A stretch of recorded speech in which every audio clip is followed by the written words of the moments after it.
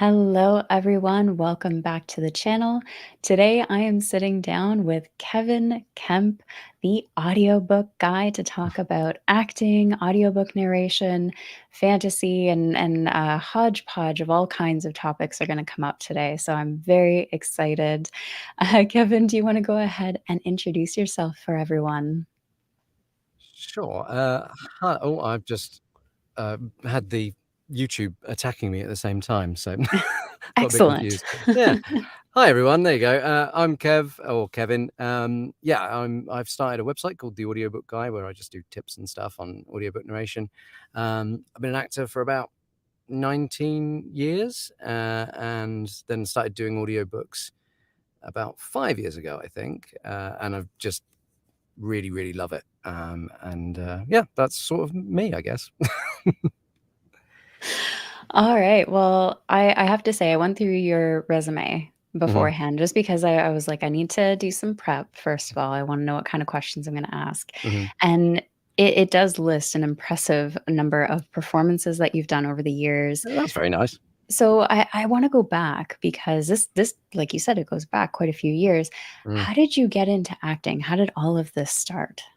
Um, well, I guess it was school really, 'cause, I'm, dyslexic, and I've recently been diagnosed with ADHD, so obviously I had that back then, I just didn't know. And so sort of academic stuff was always really tough for me, writing and things like that. And so I found a real home in the arts, so like, painting stuff and then but mostly drama. Um, and found like I could really express myself there without the sort of pressure of writing. Um, and I think the thing that really did it for me is I'm a absolute massive nerd and have always been a massive nerd. And so, there were kids at school that perhaps didn't think it was cool to be a nerd. So I got a bit of attention from some tougher guys. And there was one drama class where we were doing sort of an exploration on bullying and how it makes people feel and things like that. And I was put with this guy, um, and we worked together and we sort of worked through these things. And afterwards, he never bullied me again. And I was just like, anything that can bring people together and bust through these really hard things so quickly is worth doing with your life. So from that moment, I was like, I knew I wanted to be involved in acting or drama or story creation in some way. So yeah, and then I went to drama school and trained as an actor. And then since then, I've just been pretending to be other people for ages. And and I really enjoy it. So yeah. All the other voices are just living there. Yeah. I love that because that's not often the story you get between drama and like drama students or art students and Mm, sports students, for example. That's mm, not the common story you hear when there's bullying involved. It's not the usual scenario. So that's quite the story. hmm. And I do want to just go back a little bit for everyone who's watching and just tuned in. Uh, Definitely go ahead, check out the links in the description below to check out all of Kevin's website and links, everything like that. There's also a link to all of the audiobooks he's narrated. Mm. There's a nice little list there on Audible, so go and take a look. Now, I do want to say as well, stay tuned because there is going to be a live reading later for the Shade of Madness by Tiago Abdallah, narrated by our own Kevin Kemp, of course. So stay tuned for that. I got to do the little promos, right? I love it. I love it. So you also mentioned on your resume that you sing and play guitar as a Mm. musician. I always love to see this. So I'm always curious. Did you take lessons? Did you participate in education for that? Was it just like I'm gonna learn on my own and figure it out kind of thing? Yeah, that was not really anything to do with work. That was just as a teenager. As a nerd, I was also just like a weird little punk kid. I had green and pink hair and all this stuff. So Love being it. a punk kid, I had to be in a band. So I started learning to play guitar. We were terrible, but it was really fun. And so yeah, I learned to play guitar. Like I went for guitar lessons and things like that. And so I've kind of played guitar just as a hobby for Mm. forever. And then then in drama school, we did have singing classes, and I was in a couple of musicals, but I didn't really enjoy musicals, and I felt very self-conscious singing. So I didn't really want to do that, but the teachers were like, it'll be good for you. So so I did a couple of musicals, and to this day, I'm not sure how I did, but yeah, so singing is more of a hobby, and guitar is more of a hobby as well. So yeah. Very nice. And Chiago's saying, "How did you not tell me that you played guitar? We got to start a band. Is it going to be a punk Yeah, band? That's the question now. Can we bring back the green hair?" I would love that so much. Yeah, Tiago, we got to do that, man. That would be awesome. An international punk band about griffins. It'll be great. Yeah, I've just Yes. seen Mike's comment as well. Beautiful. Mike says, "Will the band be called the Griffins?" I feel like that's a given at this point. Yeah. I love it. So, how long did you, as a hobby, pursue singing and guitar? Did that just last in your teen years, or did it expand out beyond that? Yeah, I mean, I still play guitar, and I still sing Beautiful. sort of for funsies, and yeah, and I recently bought a new electric because all my stuff was back in the UK, and I was really missing having an electric. So I recently bought myself an electric, and that's been really joyous to have. And as some of you may know, I have a new little baby who's 6 months old, and it's really cute because she seems to like it when I play guitar and sing with her. She makes little cute noises and stuff, so that's been really joyful as well. My little one was the same with the ukulele. Absolutely Oh, loved it. really? Yeah. The best. It's cute. Yeah. So, I have to bring this up, and for all of you watching, I need you to go on this journey with me because going through your resume, I came to a section called Other Skills, and Okay. I wanna read it to the audience Okay. because it starts off quite what you would expect. It reads, and I'm actually reading this from your website. It Okay. starts as devising, Uh-huh. improvisation, directing, Mhm. video editing, Mhm. OBS streaming, Mm. audio editing, Mm. eh, stilts, Mhm. firepoi, Yeah. juggling, Yeah. close-up magic, Uh-huh. wing sun kung fu, Mhm. Brazilian jiu-jitsu, Mhm. mixed martial arts, Mhm. stage combat, and fight choreography. How do you accumulate those that combination? Because I was reading through, I'm Yeah. like, "Oh, yeah, this is all pretty normal," and then the more I read, the more I was like, "Wait a second." Um, yeah, okay, so it might make sense to hit the martial arts stuff first. Basically, I've always loved martial arts, and, you know, I loved watching the old 70s martial arts films when I was a teenager, and obviously Bruce Lee, but I love all of the people that have made it into the sort of Western cinematic world, but also just, yeah, all those 70s kung fu films that are just White Snake, Kid and Tiger Yes. titles. The ones So you I would start find at Walmart in, like, the $5 bin. exactly, they are the best ones. Yes. So yeah, I started learning martial arts when I was sort of an early teen, and have just kept learning ever since. And started with sort of maybe what would be considered sort of the normal karate, judo kind of stuff, and then at university started learning kung fu, and then the more I trained, the more I wanted to pressure test the skill set, and I'm quite a passive, chill person, and so it seemed like it was a good way to make sure I knew how to take care of myself in a situation. And ironically, the more you know, the less violent those situations have to be because you can control Mm. that situation and things like that. So I see it as actually a way of being a pacifist and being calm. And so the more I pressure tested it, the more I realized that perhaps the kung fu that I'd learned was not that practical. So I started training with Brazilian jiu-jitsu guys who just weaved me into the floor, and then some Muay Thai guys, and then mixed martial arts in London, and I trained with the Gracies here in California, who are basically the founding family of Brazilian jiu-jitsu. And Oh, wow. yeah, and it was realized that those were the arts that for me felt the most practical and the most efficient. So those are what I've been practicing since, and I love them.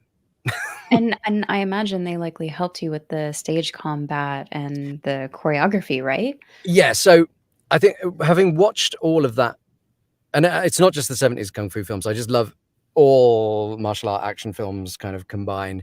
So having watched so many of those, and then going into stage at drama school and things like that, um, like stage combat compared to martial arts in films is vastly more rubbish. Like generally speaking, when you go and see theatre, they just don't look like they're having a fight. They look like they don't know what they're doing. They've never held a sword in their life. So, so I was pretty frustrated by that. So I wanted to try and bring some of that more realistic and practical looking martial arts into stage combat. So I sort of I did a choreography for Romeo and Juliet back in London, and that was all focused on unarmed combat and giving them all slightly different styles, but all very practical martial arts. Because the characters in that story are like they're on the street scrapping every day, so they've got to look like they're good at it. And yeah, the review, luckily or happily, sort of said that it looked really brutal, and it looked like these people would like fighting each other. I'm like, yeah, that's what stage combat should look like. Mission accomplished. Yeah, so yeah, it's trying to bring perhaps a more realistic look to the stage, where usually it's not that realistic. And, Chiago says, "Basically, don't mess with Kev." Oh no, I'm Absolutely. lovely. Mess with me. I'm a nice man. Don't. And so how did the fire poi Right. come into play? Where did that have you ever done that on stage Yeah. and So just broken out in Shakespeare? actually, it was in Shakespeare. It was yeah, it was Midsummer Night's Dream, and I was a fairy. Okay. And at the end, when Titania and Oberon are like having a party, we busted out the fire ploy to be like a woo kind of this is fun. But all of those circus skills, stilts, fire poi, juggling, magic, basically comes from the fact that most actors are out of work most of the time. So we have to have a myriad of jobs to support our mad endeavors. Mhm. And so one of the jobs I had was working for a company in London called the Ministry of Fun, who are a company that supply fun to situations. So like if you have a corporate event or a promo thing, you want to sell something, like you can hire the ministry to come in and they'll bring people that will make it mad. So so I worked for them for a long time, and basically I was doing a job at like an entertainment park. We were the emergency entertainments team. So whenever a big line formed, we would run down and do something fun to entertain people. And so juggling, stilts all came into that. And then everybody else had a singular skill that they could do, and I didn't have one when I didn't have my stilts and juggling stuff. So I thought close-up magic would be a good thing to entertain people with. So I started learning that. Yeah. And I was a clown for a while as well, like doing kids' parties and stuff. And so that was a lot of magic and juggling and silliness. And you just end up acquiring this random skill set of stuff as an Yeah. actor. So Yeah, it's, like, the situations you were put in really put you on the spot to learn the yeah. skills to entertain, and that's it's amazing to me that you can pick up those skills as quickly as you have to in those Yeah. I mean, circumstances. I think the first day I went down, I knew one magic trick, and I just went out and just with that one magic trick just went to people, and mostly I just babbled at them and tried to make them laugh and sort of surrounded the trick with a lot of silliness, and then from there I kind of learned more and more as the days go on. And England is a pressure test for that, because English people are quite angry sometimes, especially when you do magic at them, whereas I've done magic to Americans since, and Americans are brilliant because they're just like, "Wow, that was amazing!" And English people are like, "How did you do that?" And they look like they're going to, have a go at you. Oh, So it's, uh, geez, no yeah, pressure. yeah. So that's where those skills started coming. Gotcha. Okay, so we've kind of gone down the list here so far. So I just wanna go back, Mm, through that history a okay. little bit. What's your most memorable moment from any of those experiences, whether it was on stage, whether it was on film, because you've done film as well, or Yeah. via audiobooks, what was a moment that really still stands out to you today? Whoa, that's a hard question. Because I'm very lucky in that I've experienced lots of really cool things, and it's really hard to pick one. I got to go to India once on a film, and I had like one day off, and I just sort of packed a little backpack and went walking, and got to meet some of the local people, and that was weirdly, that's not like part of that wasn't on stage or anything, but Tiago's just said Kev's most memorable moment is meeting me. Of course, that's true. It's true. That's what it was. Yeah. Yes. There you go, Tiago. Thank you for reminding him. So yeah, that wasn't like during the gig. It was on my day off, but it was so beautiful to be in a country that is so different to anything I'd seen before, and be chatting to people that have a culture that's so far from my own. It was a really beautiful Mm. moment, and I'm not wearing them right now, but I still have my Buddhist prayer beads that were from that walk, and so that was really special. And then I think a big one is always going to be I got to play Hamlet once, and I mean it's a cliche, but there's a reason that part is so yearned for, because it is full of some of the hardest language and emotional journeys that you can go through as an actor, and it's a real workout, and it's a joy to do when you feel like it's landed. Mm. You just feel like you're flying with that language. The language is beautiful, and I did. I remember there was the first production of that run. We luckily and happily got a standing ovation, and I think I just cried a lot, because it was like it was Hamlet and people were standing up, and yeah, it was really magical. So maybe going to India and playing Hamlet for the first time, I think, are my big ones. Very nice. Both Mm. both very prominent.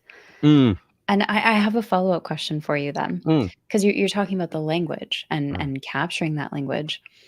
What were I guess for me, I would imagine, how do you I know you have to memorize lines, but how do you learn that language in a way that it's easier for you to retain, Yeah, apply? Because it's like learning any language, it can be very foreign, but this is such a important scene, right? This is an important performance that you have to yeah. get it right. It's not like me going to ask for a coffee down the street in a different language. There's a completely different level there. Yeah. So in terms, do you mean in terms of like Shakespearean language? Yeah, Yeah. Shakespearean language, if there's moments where you've had to, learn a language quick or anything Yeah. like that, that's, do you have any tips, tricks, or Uh, yeah. So in terms of Shakespeare, I think having a passion for it is always a good way to feel more connected to it. And I think there's a fallacy which everybody says, like, everybody can access Shakespeare. It's the most universal thing in the world, and I don't think I agree with that, because most of those characters are kings and queens, and they're or warriors, and they're living these lives that are so different to us, and so I used to do Shakespeare workshops in schools, and I would try and dispel that, because if anything, kids are alienated by this thing of it's a universal thing, and the language has changed so much. Words are different. The way they speak is different. So I think actually finding the differences between you and that language are important, and it can give you anchors into why it's magical in that difference. It's you and I are both massive fantasy fans, and Shakespeare feels like fantasy worlds because they are kings and queens and things like that.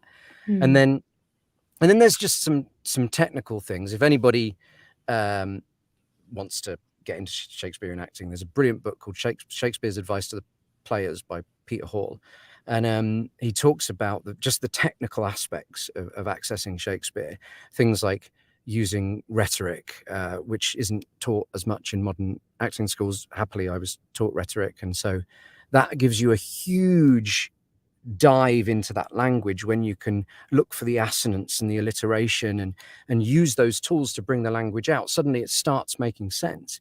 And I think where people go wrong with it is they try and make it natural, and it's not. It is such a heightened version of speaking. It's in, sometimes it's in verse, sometimes it's in prose, but even whatever it's in, the language is always very rich and full of imagery and things like that. So instead of trying to make it natural, embracing that abstract and embracing the poetry is a way to then making it sound more natural, weirdly. The more you embrace the abstract and the poetry of it, I think it hits people better.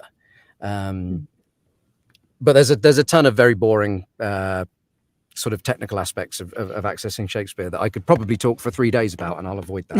And then in terms of learning a language quickly, the last book I did, actually, I had to learn Welsh. Have you ever seen Welsh written down? No, actually, I haven't. It's bonkers. It is a beautiful language, and it looks very sort of alien to look at in terms of if you're an English speaker. But when you learn the rules of it, it's extremely phonetic. There's no, Okay. in English, we have letters in there that could change the sound all over the place, but those rules are so pure in Welsh. And when you hear a true Welsh speaker speaking it, it is gorgeous. I mean, it sounds like Elvish from Tolkien. It is Wow. stunning. And so I was extremely scared and really wanted to do my Welsh friends proud. So I had some lessons in speaking Welsh. And if you're trying to learn a language quickly, phonetics are really useful, which is the study of sound, and that can really, really help. I basically had to sort of learn those lines phonetically rather than anything else. But so yeah, I've a bunch of weird stuff I've done in the past with language too.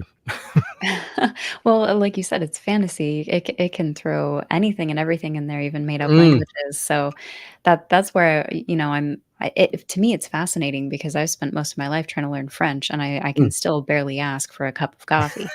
So it it's just fascinating mm, because there are so many different ways to learn them. And when you're mm. doing acting and audiobooks, you kind of have to be quick on your feet when those come up, I And imagine, right? So, yeah, and it's fun as well because if you do have access to the author, you can talk to them about what right. inspired, when you get in those fantasy books, when you get those beautiful names of places or people, if you can talk to the author, they're like, oh, well, I was inspired by like Celtic or something. You're like, great. Well, now we have a sound to access and we can Nice. make them sound like particular cultures and things like that. So talking to the author is always the best. As Yeah, yeah, absolutely. I can imagine because, like you just gave a great example there, that would be a huge help in breaking down what the world would be like. right. Since we're on this topic, I want to dive Mm. into at what point did all of this come down to audiobooks? Mm. When did you decide audiobooks was going to be the thing you try and eventually work as your Yeah. career? It was pretty random, actually.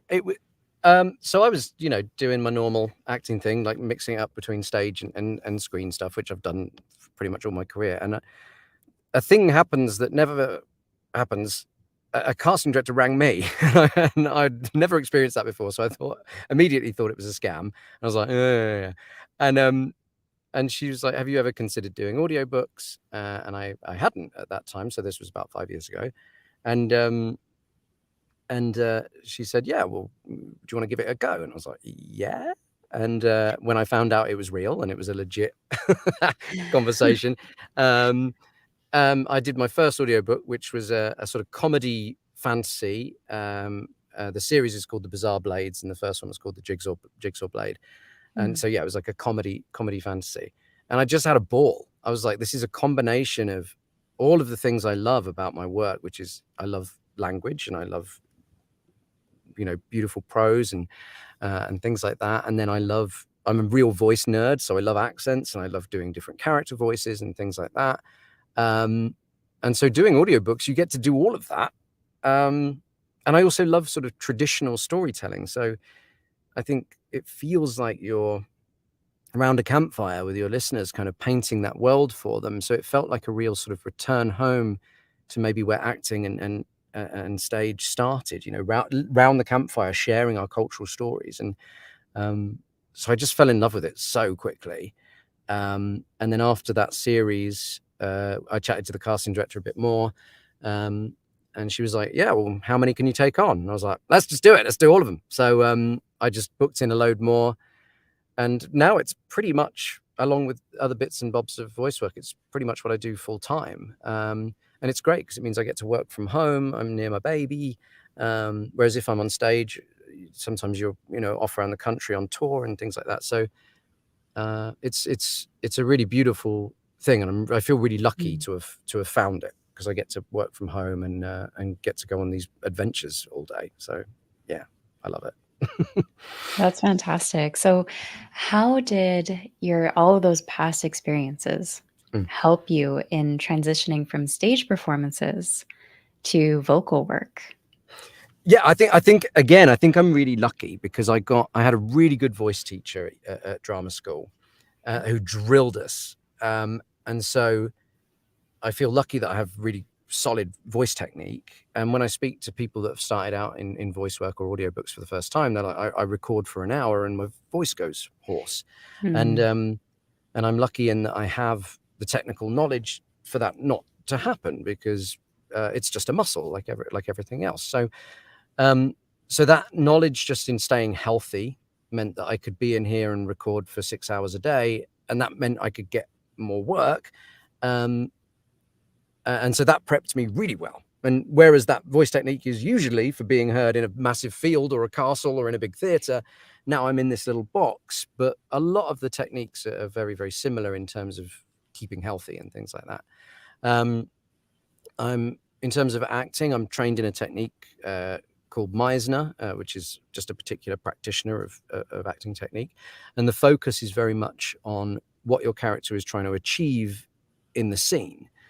And so in an audiobook, if you had to be that character for 24 hours before you read that scene, that wouldn't really work, because you're like 5 people in a scene, right? So you can't do like a method acting kind of thing.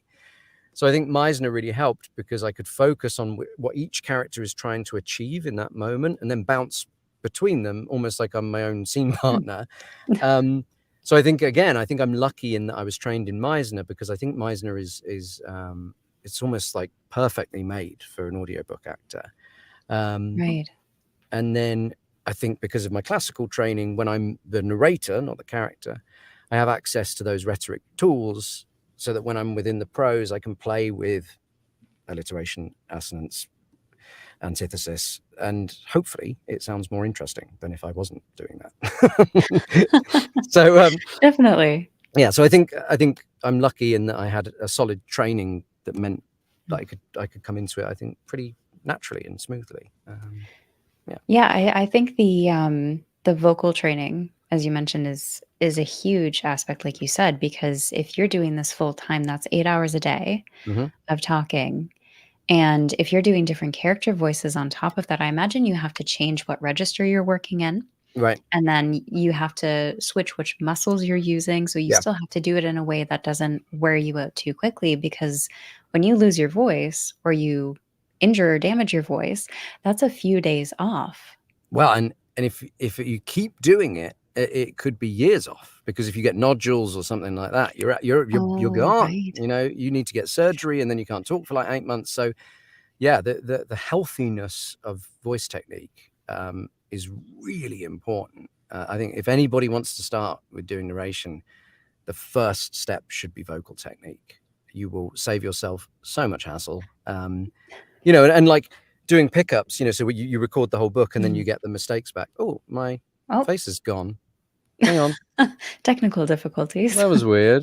Hang Please bear with us. Where have I gone? How do I do? Hang on, everybody. Well, it's turned into a full audiobook Yeah, interview. right. Oh dear. No more visual from Kevin. Hang on. Sorry. It's all good. I wonder what happened.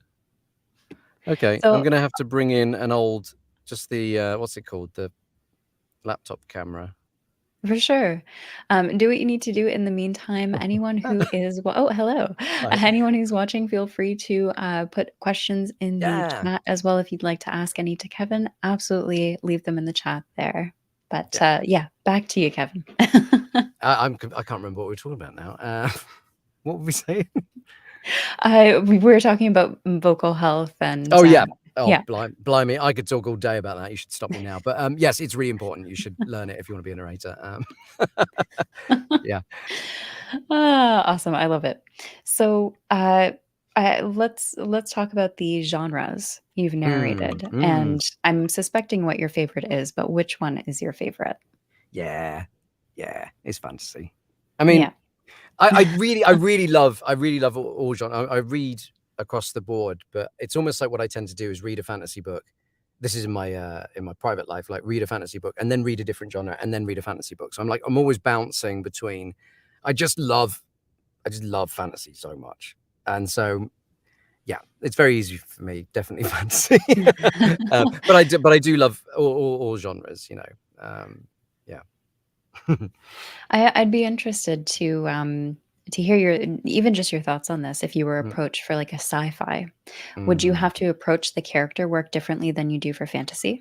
Yeah, I think the first thing before genre is tone. So, like, if it's Okay. a comedy book, it could be a comedy book in fantasy or sci-fi or modern day or anything.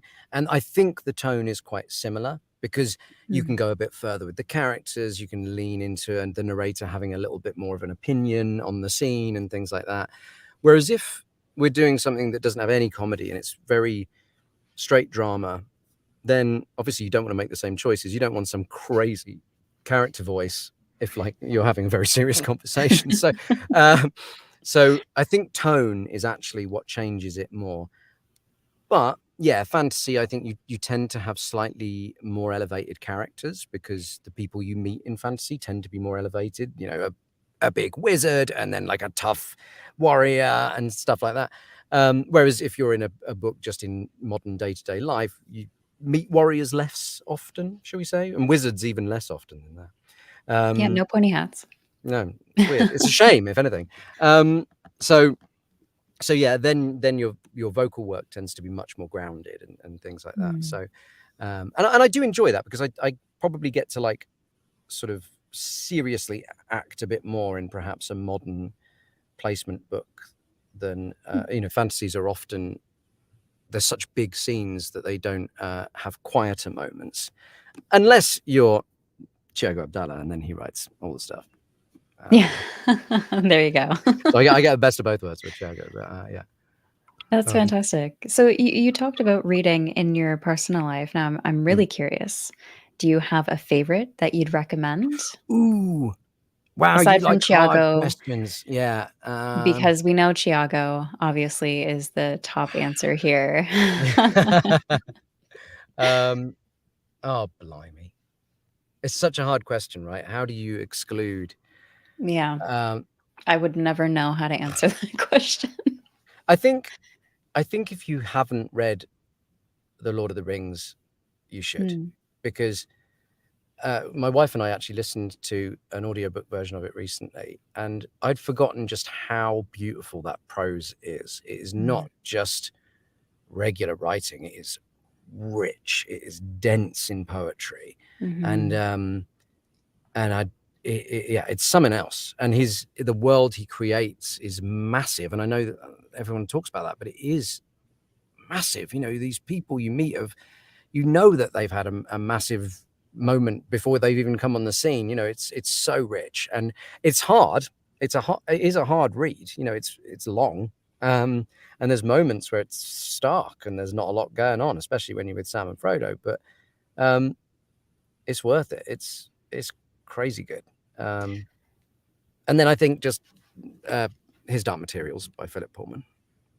Yeah, I mean, I love that trilogy so much. it's so good. Yeah, it's the best.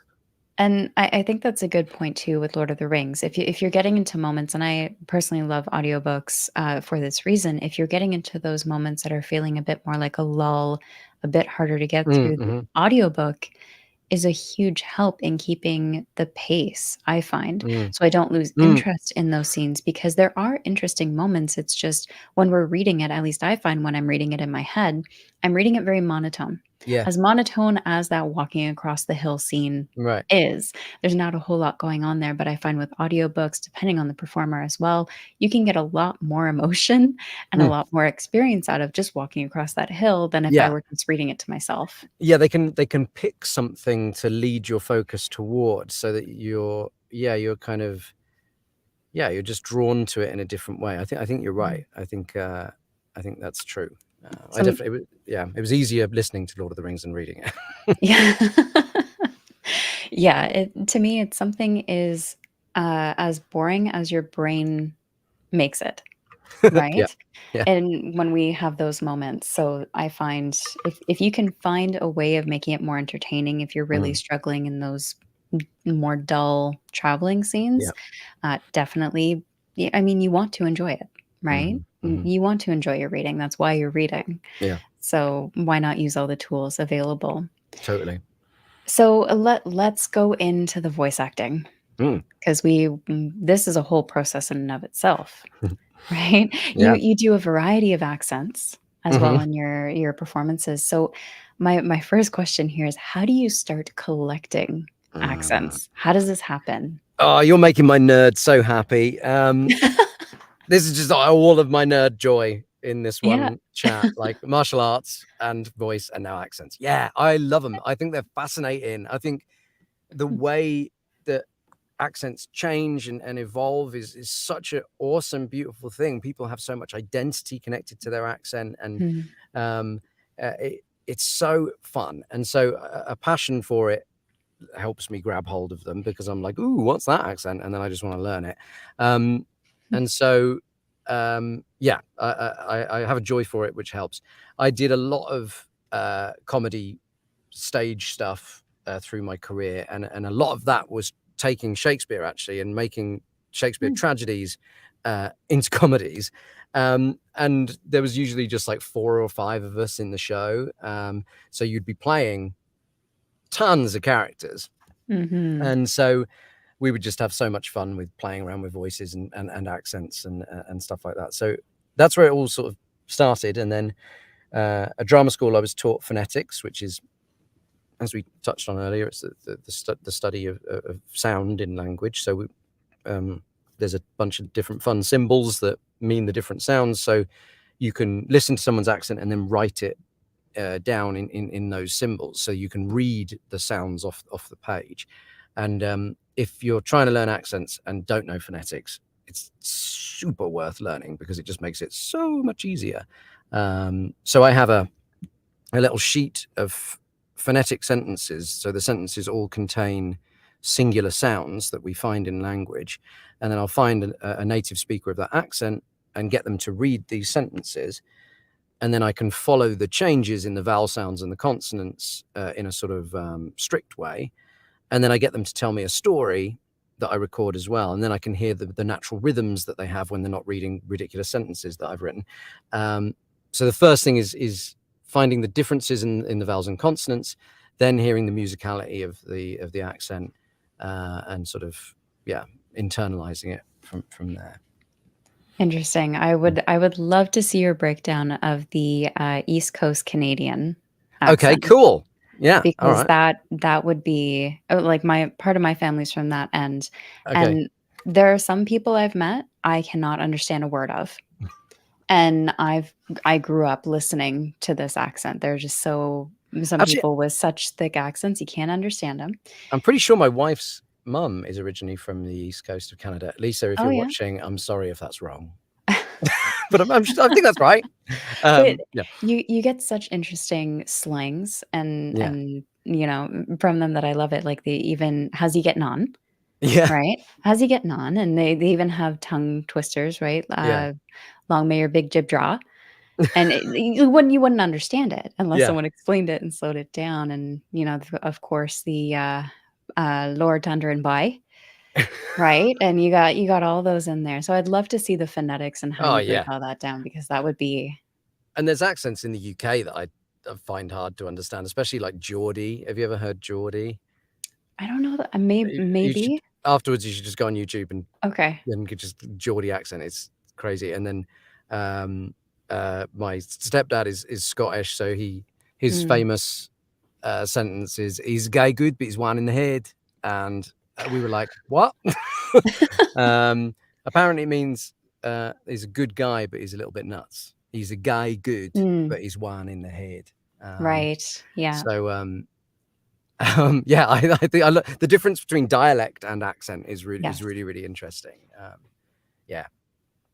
Awesome. Well, I'm sure we could get stuck here on this topic for a while. So Totally. I could talk all day about accents. So let's talk about the fumbles because even my own family, I got French, I've got East Coast Canadian.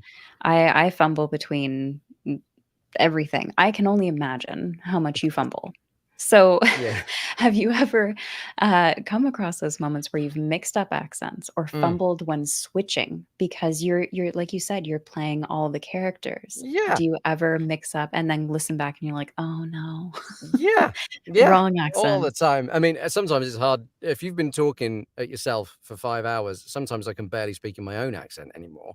I had one the other day that was the something like the linoleum. I can't even say it now. Linoleum. Yeah, Oh, that I struggled with okay. that.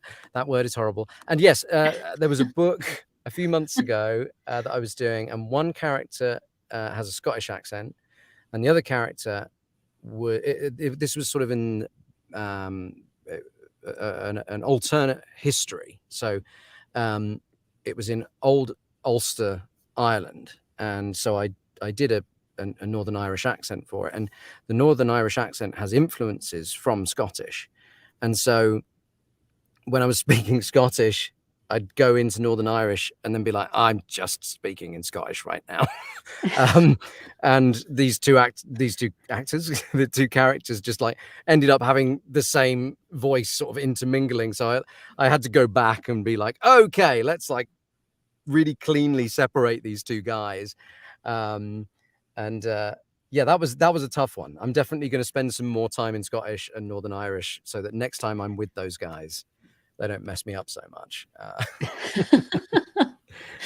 I can only imagine the stories you've had from, like, just visiting places and just the accents you've either picked up. You Yeah. you go in with one accent, you go in with an English accent, you walk out with a different one. Well, the Uh, funny thing is I think when you learn accents every day, weirdly, I think you don't take them in naturally oh, when you meet interesting. people because like you're really aware of the sounds. So like I've been in the Mm, States now for like 7 years or something, and I don't really have any American sounds. I say a lot of American words now, but yeah, I think because I'm looking at accents all day, I sort of keep hold of my own right. accent. But I love accents so much. Awesome, I love it. So just before we jump into the next section, I wanna take a few questions from the chat because we've had a Mm, few come in. yay! So the first one is from Mike. Have you ever thought about writing your own stories? Ooh, Mike. Yeah, I have. I've got a fantasy like world. So I played Dungeons and Dragons, obviously, and I went super nerd on the world that I built. I know the like political systems in each country. The players have not tapped into any of that, but yeah, I know the political structures and the conspiracies in each country and things like that. So I'm just like desperate to write stories based in that world. And it's like it's got 2 continents now. The players have only been on 1 continent. So yeah, I've got a world there that I want to build with, and then I think I've got an idea of how I can create some sort of, almost like a shared universe thing. So I think I've got Okay. an idea Yes. of how some major events in that story could like hit another sort of universe, and then they could be like one line could be fantasy and one line could be just like modern like Ooh. fiction. But you start seeing these influences, and if you read both stories, I think you'll see them intertwined. So yeah, Mike, I've got an idea, and I would love to write it. I don't know when I'm going to do that, but yes. You should chisel it like an hour every Right. day, Yeah. just sit down or a half hour or something, and you know a guy to do the narration, so that works perfectly. Oh, yeah. Yeah. We have a comment here from Craig as well. Just got the audiobooks for Lord of the Rings and read by Andy Serkis. Ooh. Find me on social Very media and tell me what it's like. There you go. Because it's And got to be brilliant, right? I imagine I've listened to The Hobbit by, is it Martin Freeman? Yeah, huh? He played the Yeah, he yeah, yeah. played Bilbo. So that one I absolutely loved, just Mm. because for me, I had watched the movie first, or Right. no, maybe backwards, but either way, I would still associate that actor with the character at this Sure, point. sure. And to just hear him go through and read is just fantastic. So I can only imagine Andy Serkis is just a whole other level, because I've heard he does uh, Ian Ian's voice as well for Gandalf and Oh, no everything. way. Yeah, that's what I've heard anyway. So definitely, Craig, let us know how that goes. Yeah, do.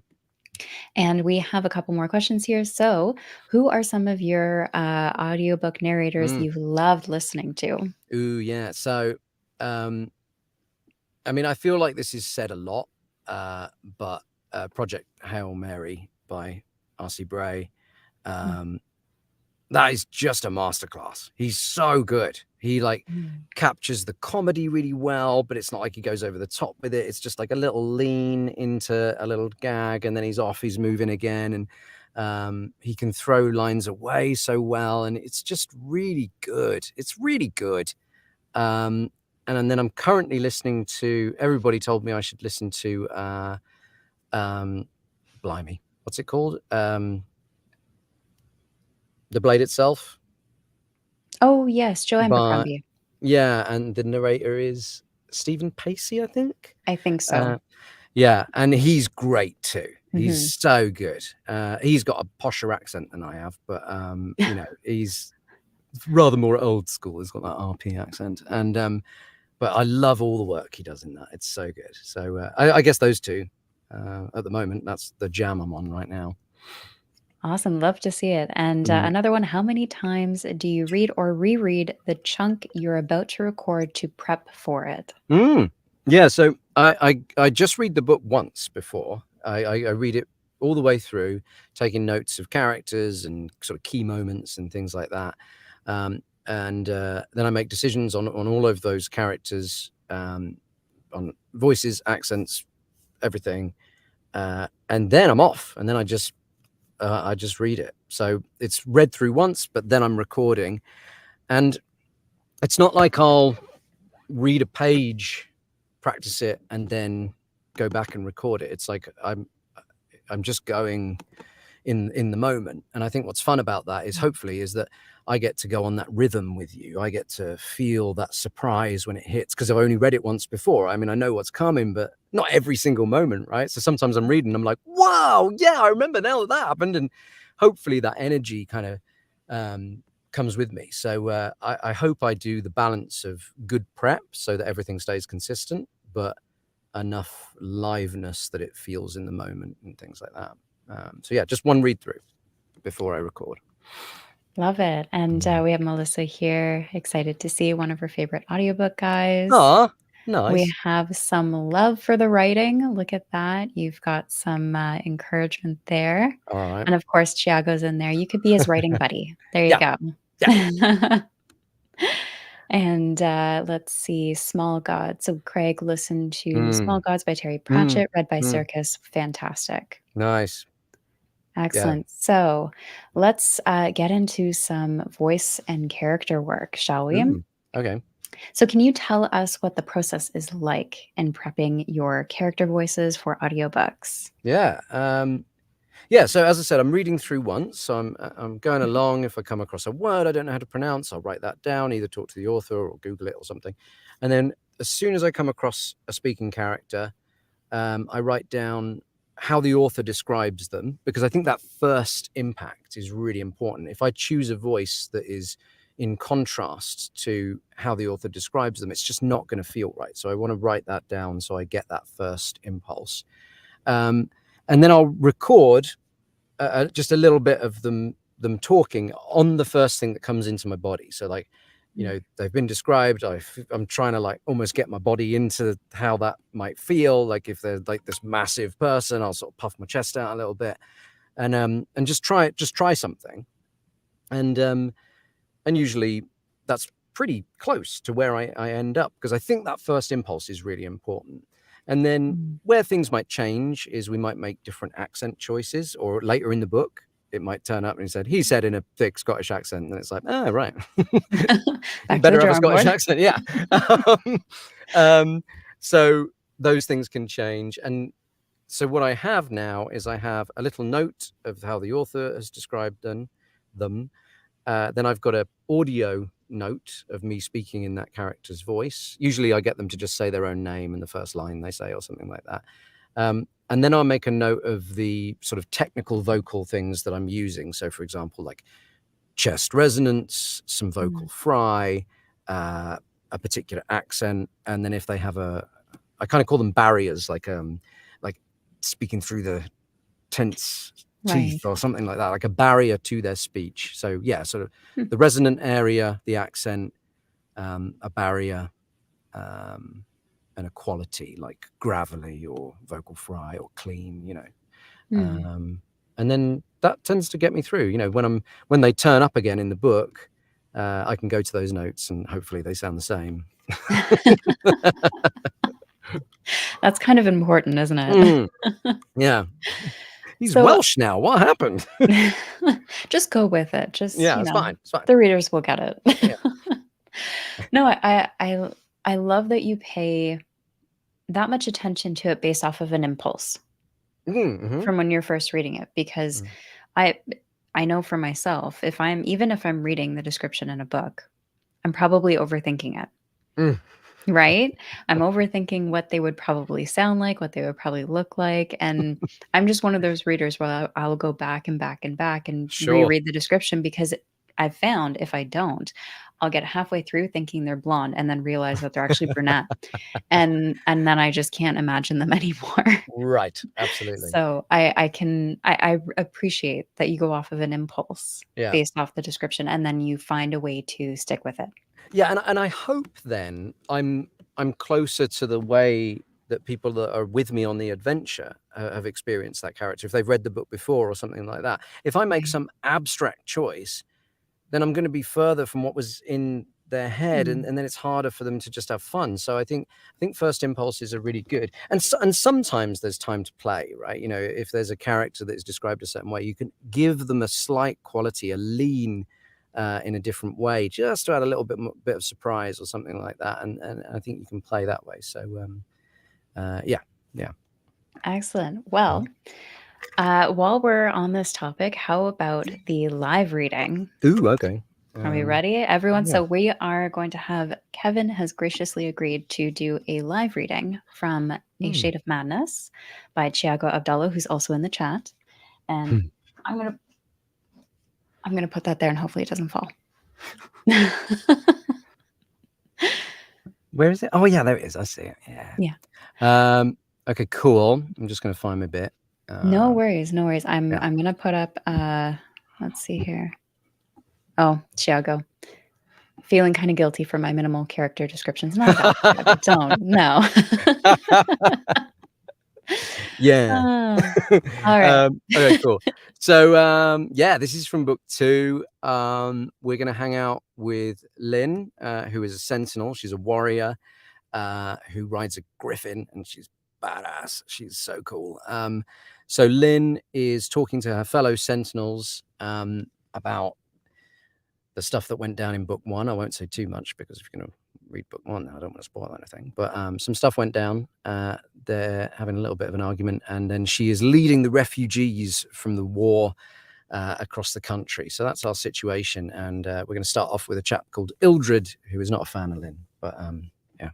Here we go.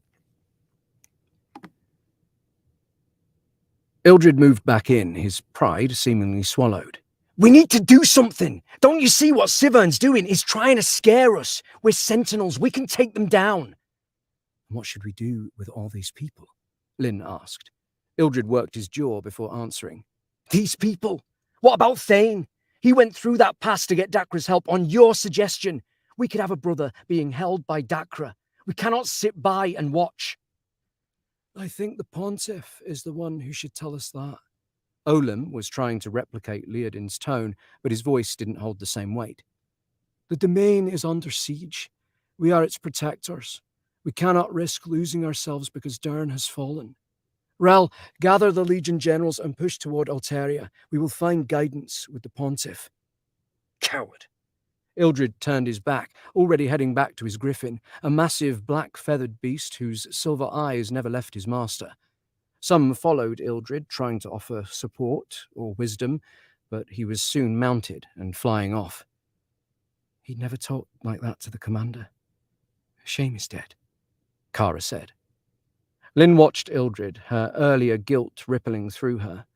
Leodin would have known how to deal with this. She lingered close to Rel as the sentinels dispersed, and Olim made for his own griffin, who waited beside a clump of trees. Rel turned to Lynn, but before he could speak, screams sounded from the refugee area. Lynn dashed toward them, Rel at her side, their griffins taking off overhead.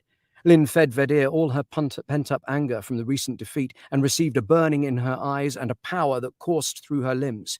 She leapt as she reached the edge of the road, clearing the crowd and landing with a cloud of dust on the other side, close to the source of the screams. Rel's bulk thundered onto the ground behind her for a moment later, followed by Vedir and Rel's griffin, Ulenya. Lynn dashed from the edge of the road and through the trees, pulling out her war scythe and mace. There was movement up ahead. Growling.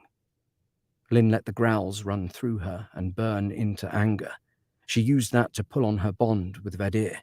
She reached a group of soldiers. Ferrin stood before them, holding a tall shield while facing down a madman. The enemy had all the effects of the madness. His nails had grown into claws, and the skin around his eyes was tainted black.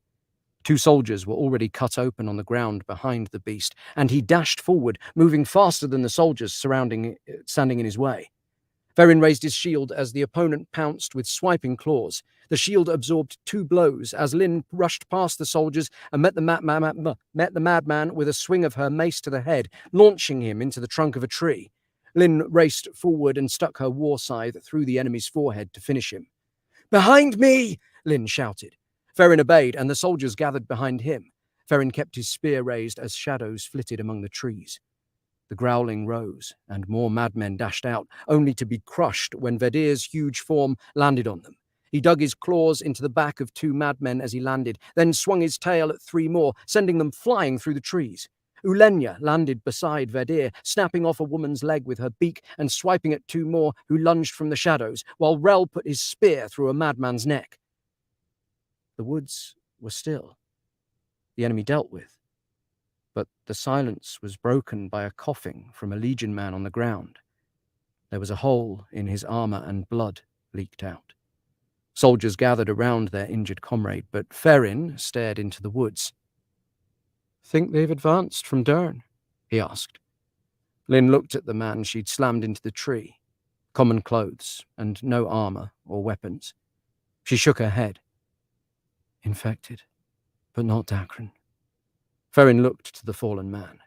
He was hesitant, as if his dead sister still weighed on him. "I'll deal with him," Lynn said. Ferrin nodded, features somber. He called to the other soldiers and moved off. Lynn and Rel walked up to the injured man. Vedir and Ulenya stalked through the trees like predators, seeking another kill. Lynn didn't give the man time to beg. She sank her war scythe into his heart without looking. Rel looked at her. "What?" she asked. "When we reach Alteria," he said, "you should throw in for the commander's seat." "This again?" "They believe in you." "Don't know that they'll be believing for long. I'm not sure how much time I have here." Rel frowned. "The commander took you back, Lynn. You're one of us." Lynn shook her head. "This isn't about me leaving. The Pontiff will want answers. I was the one who pushed to open the Skygate. Ildrid is an ass, but he's right about Thane. We may have lost him. And it was all my plan."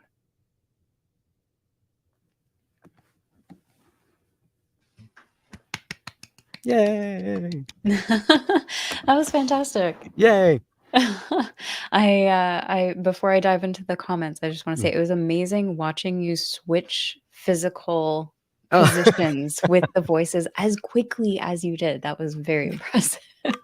That's nice. Yeah, I think it's fun because if I don't change position, I think, even if I change their vocal quality, I like to give almost like a spatial awareness of the scene. And so I think like Mm, it's almost like if a camera is in the scene, we're going to be on Lynn, right? Lynn's our mhm, hero in this moment. So I like to have her voice slightly closer to the mic so that we know she's the focus. And so Ildred's mm. over here kind of going off on one. And I want him to be in the background and Lynn to be like on a close up essentially. So I think Right. it's really fun to use the proximity of the mic to hopefully give us a spatial feel for where we are as well. That it may Yeah. not work, but I just have fun with it. I no, that was fantastic. Oh, I fun. actually at a certain point, I was like, "No, I just need to listen. I can't, like, look because I'm focusing too much on the performance," right? And the voices are just fantastic, the Oh, switching, you're really well very done. kind. You're very kind. Thank you. So, we have a few comments I wanna share with you just Mm. about that. Imagine we're screaming like a rock concert from Melissa. Thanks, Melissa. You're nice. And, we have Craig here. "This is breaking my brain watching this happen in real life instead of just being a voice in my ear on my dog walks." Oh, that's nice. And, Mike, "Man, I want the video now for all my audiobooks. This is amazing." And actually, I believe you do, YouTube Shorts, or you have a YouTube channel where you Uh, post some yeah, content? yeah, it's new actually, so there's not a lot really of content on there at the Okay. moment, but I really hope that, I mean, I definitely post, videos on TikTok of me messing up mostly. Uh, there's just videos of me going, "I can't speak anymore." Super Um, real. exactly. But yeah, I hope to post some more content on YouTube, just to get, 'cause I really like talking to people that are listening to books with me. I wanna talk to them about the adventure they're on. So if anybody ever listens to one of my books, come and chat to me on social media because I really like chatting with everyone. There you go.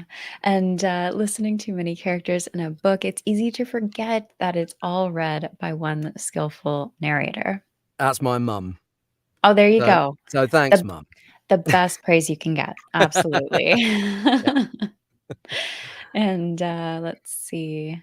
This, comment from Craig, I think this would be actually a really good idea. That would be a really effective marketing tool. A 30-second reading from Kevin would shift a ton of books. Oh, Yes. you are very kind. Yeah, I mean, I'm always up for anything. I'd love to do more live reads and stuff because I think it's super fun. So, yeah, yeah. And we've got a ton of applause in the Oh, chat. that's nice. Yeah. So, then we've got some hearts as well. So absolutely, we've got a few more questions before we finish off. Sure. So, I actually have a question for yes, people listening, if that's okay. go for it. Like, if an author was down, would you find it interesting if I streamed, like, recording? Knowing that, Absolutely. sometimes we go back, right? Like, we make a mistake and then we go back, and so you're not getting a clean read. You'd be getting this Mm. kind of, like, funny experience where you're getting lines over and back and things like that. Would people find that interesting or not so much? Well, while we're waiting for the chat, I'm gonna say yes, Yeah? because like I said, even just watching you shift for the voices, Mm. that was fascinating. Mm. It was fascinating to not only hear it, but see it because, Mm. when you've just got it in a bud in your ear, you're visualizing something completely different. You're visualizing the story, right? Right. You're visualizing that madman with the claws. You're and, the characters interacting, but watching you perform it is a Mm. completely different experience, and Mm. and I personally find it fascinating. Mm. So we do have some yeses, Okay, and, fine, maybe I'll look at that. yep, as an author, I'm down. Very cool. So Mm. definitely something to consider. Yeah, totally. So let's shift into the next stage Mm. because we've done a performance, we've done a recording, now there's editing. Yeah. So was there a big learning curve there for you with the editing process? Yeah. Um, Done, end of interview. yeah, yeah. I think when people start out doing narration, this is the bit they forget, and they'll take a wage. So we work out our wage in something called PFH, which is per finished hour. So we get paid a certain rate for the finished number of hours that we create, and it doesn't matter how long it takes you to make those hours, you get paid the same. And I think a lot of people, when they start out, will just take a very small wage because they're like, I'm just reading a book, that's fine. But the amount of hours that go into that single hour when you're starting out, it's sometimes, I know people that have started out and they've took 12 hours to get 1 hour of finished work. And so if they've accepted a wage of like $20 or $50 per finished hour, suddenly they are not making any money at all.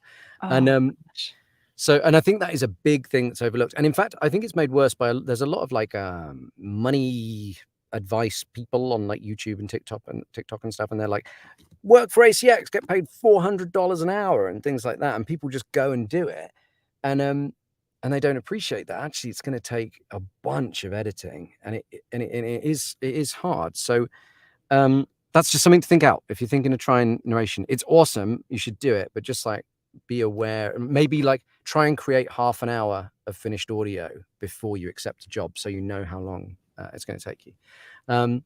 So yeah, it's a big learning curve. My first audiobook, I just went to a studio and had an engineer, and they did it for me, so that was great. But then I started working from home, and I sort of read a lot of things about how to make it more efficient. There's a particular recording technique called punch and roll, and that speeds you up so much. So sometimes what people will do is they'll record, and then if they make a mistake, they'll clap, and then they'll keep recording. And then if they make a mistake, they'll clap. And then at the end, they go back and they edit it all. That takes forever. And so instead, if you do punch and roll, if you make a mistake, you just go back to the last sentence that you got correct, and you put your marker at the end of that sentence, and then you press record, and it gives you a playback of what you've just said. And then you jump back in, and it sounds like it was all one take. And that saves you so much time, because you don't have to go back and edit everything. You can just keep on going. And also, I think it joins much more naturally as well, because if you're going back and editing, you might find that the tone and the pace was different. Whereas if you're using punch and roll, you can get that lead in. So that was a big learning curve, learning punch and roll. And then there's all the post editing of like getting all it's called RMS, the average loudness, getting that to fit Audible's requirements. And there's a bunch of stuff. And it's very confusing when you start out, but it is doable. And now I just send it to an engineer because I just want to narrate. So I just narrate all day, and then I just send my files off to a nice man named John. He's great. If anybody needs an engineer, John's ace. Oh, thank you, Hit me John. up and I'll give it. Yeah, I'll give you his details. He's really good. I like him. Oh, that's fantastic. I love that you learned these curves and decided that's not for me. Well, I can do it. It's just like I want to tell stories. That's what I want to spend my day doing. So I'd much rather have a colleague who I get to work with, and then we both get to have fun. So yeah, I can totally appreciate that. And the reason why I was nodding for anyone watching about the clapping and that being a pain in the butt to edit for videos. That if you mess up, if you blah, blah, blah, blah, you're usually clapping or snapping or something like that, and going back and editing all of that is a huge pain. It really is. Yeah. And we have another vote for reading public domain books on YouTube as well. Okay, fun. All right. There you go. Votes maybe like are a in. Halloween read of like some cool Halloweeny poem, like The Raven or something. Yes, my vote for The Raven. Yeah, that one's fantastic. All right, I might do that. Yeah. And you also offer coaching sessions. Can you talk a bit about that? Yeah, so I love teaching. I've been a teacher for forever. Like I outside of kind of the arts, I worked in an SEN, a special educational needs department back in the UK, and worked with 2 boys there. And then I worked in some early years centers with like the 2 to 3 year olds. That was brilliant, just running around and playing with mud all day. It was great. And then, as I said, I used to go in and do like accessing Shakespeare workshops into schools and things like that.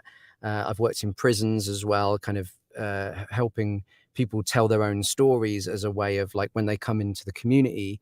When you come out of prison, it can be this like giant shock, right? Like, oh my God, I'm in community. And apparently a lot of people get in trouble because they can't deal with that. And so it was with this company called Art Saves Lives, and we would work with them before they were about to leave to write their story and create a play. And then we would put that play on when they were out into the public. And it was really, really heartwarming stuff. I miss those days because it was beautiful. So yeah, I've always been a teacher and an educator in that way. And because I'm a massive tech nerd, I love acting technique. I love vocal technique. I love teaching that too, and accents and dialects as well. I teach all the accents from the United Kingdom and stuff like that.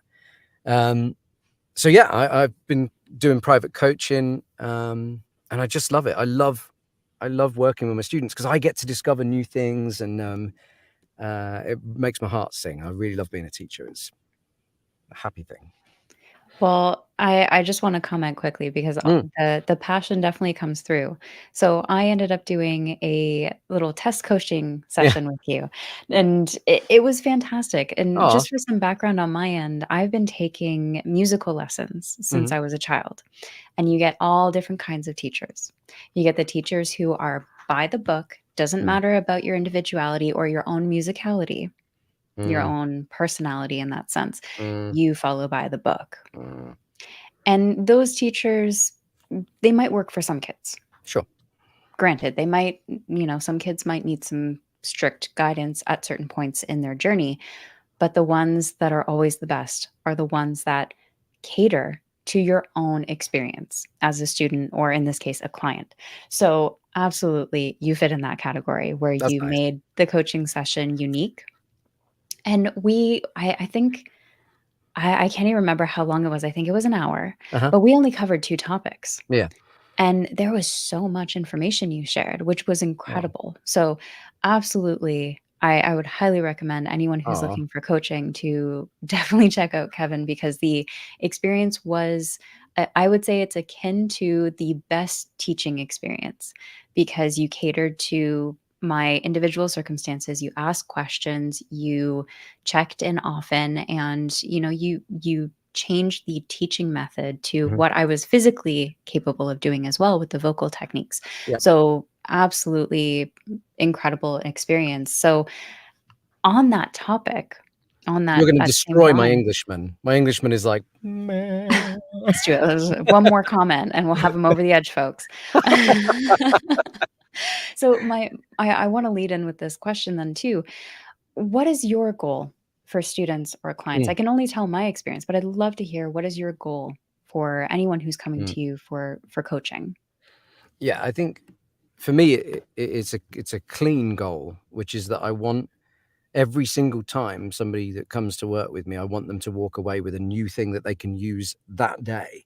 Because I think I speak to a ton of people, especially when they go to acting coaching, and they get like, people, "Oh, you just gotta feel it," you know? It's just, Mm. you just gotta do it. And it's like, that's so rubbish. It's like, how do I now know what to do from you just going at me? Like, I need, if you're We paying need that as me. a GIF. I'm Yeah. sorry.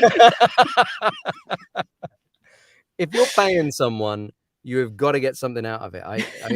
You cannot have someone saying, "Oh, you just gotta feel it." No, you need specifics. And so my goal is always that every time, every class somebody comes to see me, they should walk away and have a new skill, a Mm. new tool that they can use, and it makes their job better. That's my goal. And also to have fun. Like, I like laughing. So if I can make my students feel happy that they have spent money and and it was worth it, they got the skills they want, and they're smiling a little bit more, oh, I'm a happy Kev. There you go. See, best teacher qualities right there. Telling you. So, just before we get into our last question here, I want to open Mm, up the floor to any final questions from the chat. If you have mm, them, pop them in now, and we'll check in before closing out. But in the meantime, we've talked about a lot of different things. You've had a lot of different advice, mm, and I just to kind of highlight everything we've talked about and reflect on it a bit, what would be the one big piece of advice you would have for someone who's looking to get into audiobook narration or even acting? Mm. Oh, you like the one. What is the one? That's always the hardest way. Like, because I can come up with 5, but you're right. You got to have one There's clean. because Okay. if someone's contemplating, there's a lot going on Yeah. in their head. So if you can Yeah. highlight one thing, what would you want them to think about? I think I want them to think about it as a skill set, Mm, because there is a lot of things in our industry where your level of skill and your talent is assigned to your personhood. And so if you don't get that audition or you don't have a good day on set, you feel like you're a bad person because you haven't mm, delivered. And anybody that is looking to start out, change that mindset into it is a skill set that you're learning. And you can, if you have a bad day, that's all right. You can have a better day tomorrow, and you can learn the skill that will allow you to have that better day. And they happen all the time. They will always happen because that's what skill sets are. We have bad days when we don't, maybe we ignore the skill set, and then we have a bad day because we didn't use the skills. And it's like acting and audiobook narration and voice work is all things that you can learn. You don't have to be naturally talented in this thing. It is just, it's like playing scales on the piano. If you do mm, that, you can learn to play piano, and acting is exactly the same. And if you can keep that mindset when you start having your career, if an audition doesn't come in, it doesn't have to attack you personally. It means that you right. can move forward and move on, because I think the average is you get 1 in 50 auditions in this industry. So you've got to be Mm, there to churn. And yeah, removing your personhood and your happiness in a lot of ways from the job, I think, is a really useful skill. And then you can approach everything with a much more open mind and a much happier mind, hopefully. So yeah, maybe that would be my advice. excellent. I love it.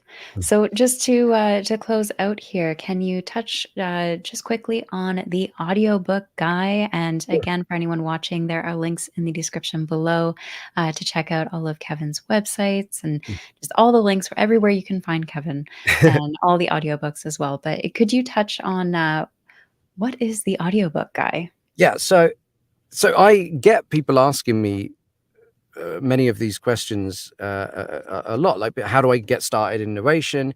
How can I stop losing my voice? How can I learn an accent? Um, and and I just thought, like, well, if I could just write it down somewhere, then people can go there Mm, first, and then if they want to book a session with me, they can. But maybe they can learn a ton of those skills first and acquire that knowledge so that when they come for a session, they feel like they're really getting their money's worth, instead of mm, coming and me just telling them basic stuff. They can learn all of that by themselves first. So yeah, I'm trying to put a lot of my knowledge on there in terms of how you look after your voice. Uh, you need kit, you need a microphone, what microphones I recommend for different prices and things like that. So just like a little place where people can go and start acquiring the knowledge to start out. But also, I found that the more I've got to know people in this industry, we just live in our little boxes and we don't talk to anybody. So I want to make it a bit of a social place as well, where our colleagues can get together and we can share little tips that we've come up with. There's a forum where everybody can post. Like, I have my blog where I post my stuff, but there's a mm. forum where everybody can post their tips. Like, oh, I found this the other day. This is brilliant. Or I found this free compressor. I did find a free compressor the other day, and it's really good. I'll share that as well. Hey. But anyway, and people could do that in the forum. They could be like, I found this thing. And then authors find it hard to meet narrators. So I thought, well, authors can come too, and then we can all chat and talk about what we love, and then hopefully we can find people to work with. And then I'd really like fans and listeners to come too, because I love talking to my listeners and being like, wow, what adventure are you at? Where are you in my story? And so I thought it'd be great if it can just be a social place as well, just for people that love audiobooks and voiceover, just to come together and just have a big babble and share. Like, I want to do a big list of all the best audiobooks that people like and things like that. So yeah, just a social hub and hopefully a place to acquire knowledge as well. That's fantastic. That sounds, to me, the book community Mm, online, at least certain parts of it that I've seen and been a part of, it absolutely sounds like what you're talking about. mm, People are just passionate about what they're passionate about. They're kind, they're considerate. They just yeah, love chatting about all the stuff that's related to the books they love. yeah, And this just sounds like a whole other level of it. So absolutely yeah. sounds fantastic. And I would love anybody that wants to come along and join. You can, yeah, you can be a little member, and we can all chat to each other, and it'll be fun. Excellent. Link in the description. So go, go, go. And I just want to say thank you again, Oh, Kev, for joining and chatting and answering all of my questions and the chat's questions. All of you watching, thank you so much for being here. And it's just amazing to be able to sit down and just talk things that yeah. everyone's passionate about. Absolutely. Awesome. Well, everyone have a fantastic weekend. Thank you so much again for stopping by. And as always, take care of yourselves.